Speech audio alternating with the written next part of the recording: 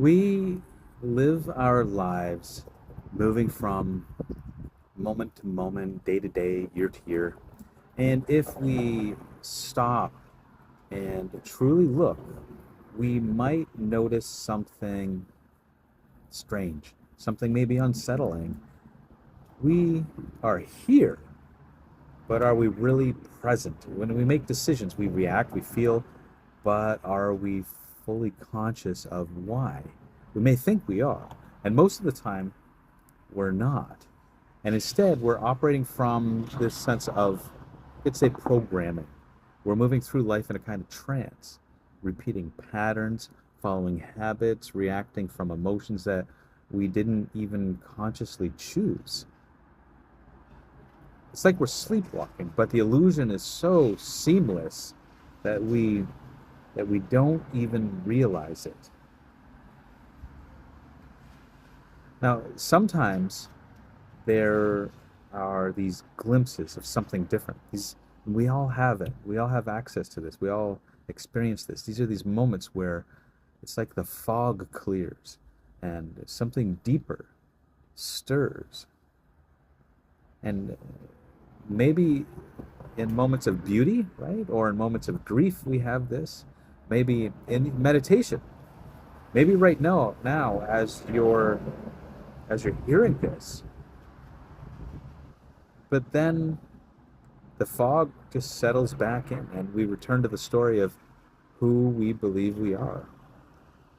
But what if this story isn't real?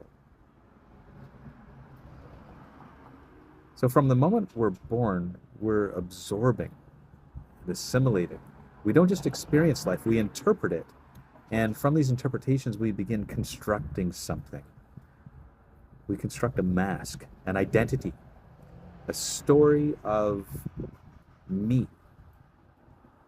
And at first, it's quite innocent, right? So as a child, maybe you touch something hot and you learn, I should have avoided that. But as we grow, it becomes more than just survival. It becomes personal. It becomes psychological. So a child hears a parent say something like, "You're too sensitive." And that phrase sticks. And a belief is formed. I am weak. Another child is ignored in moments that they need love, and this belief is formed that maybe they have to earn affection. And all of these beliefs, they start small, but they build, and over years they become us. They shape how we see the world and how we interact with people, how we treat ourselves, and they harden into an identity. And here's the thing with this. Once we have this sense of identity, we will fight to protect it, even if it makes us suffer. So think about that. Have you ever found yourself defending a belief about yourself, even if it causes you pain or others pain? I'm not good enough. I'm always the one who gets hurt. People always take advantage of me. Have you ever clung to these beliefs, even when they no longer serve you in the slightest? And why? Why would we do that? It's because the mind craves certainty more than happiness.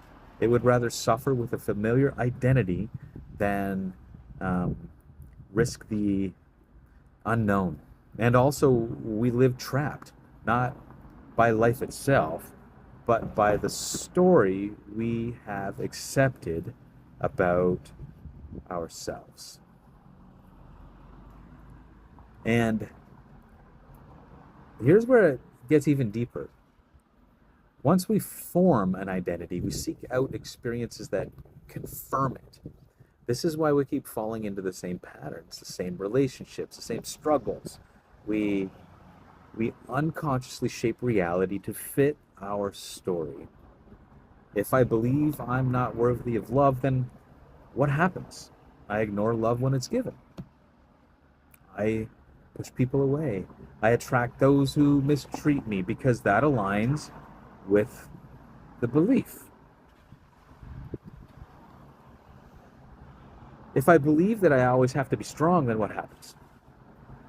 I suppress my emotions. I never ask for help. I suffer in silence because that aligns with the belief. So the mind, it doesn't seek truth. It seeks consistency. So we stay trapped and we stay in loops, in cycles, in a self-fulfilling reality that keeps reinforcing the mask which we wear. And I think here's an important question. If I have been conditioned into this identity, can I be conditioned out of it? This is where meditation comes in. And I don't mean meditation as in just sitting quietly. I mean meditation as a tool to seek and see through the illusion, to unmask yourself. Not to use meditation to put on another mask or spirituality to put on another mask. No, no, no. So meditation is not about adding something new. It's about removing what is false. It's not about becoming spiritual. It's about seeing clearly. So, with that, here's the question I want you to sit with. If I am not my thoughts, and I am not my emotion, and I am not my body, and I'm not my beliefs, then who am I? Most people will feel fear when they ask this, because if I am not these things, then what am I? And the mind will whisper, it'll say, nothing. But that's the greatest lie here, because what you'll find is not nothingness, but everything. Everything. Imagine an ocean, and most of us believe that we are the waves, like the individual expressions, right? This universe is the ocean, and all of these single forms we can see as the waves. So most of us think that we're the waves, that we rise and fall and we change with every passing moment. But the waves, they're temporary. And beneath them is something vast, something unshakable, and that is the ocean itself. The waves are the ocean. That is who you are. Though the thoughts, the emotions, the identity, those are just the waves.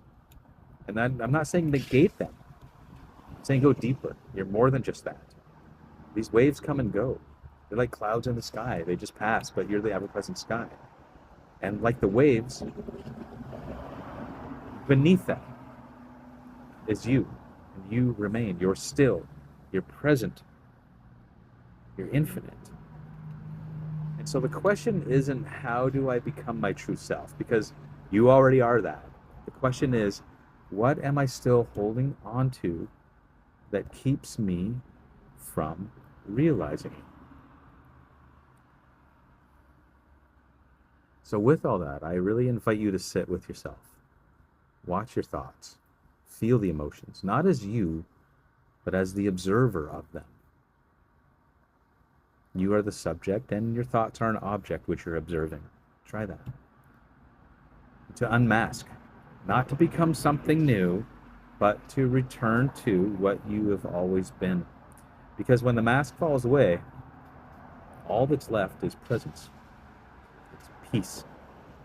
It's you.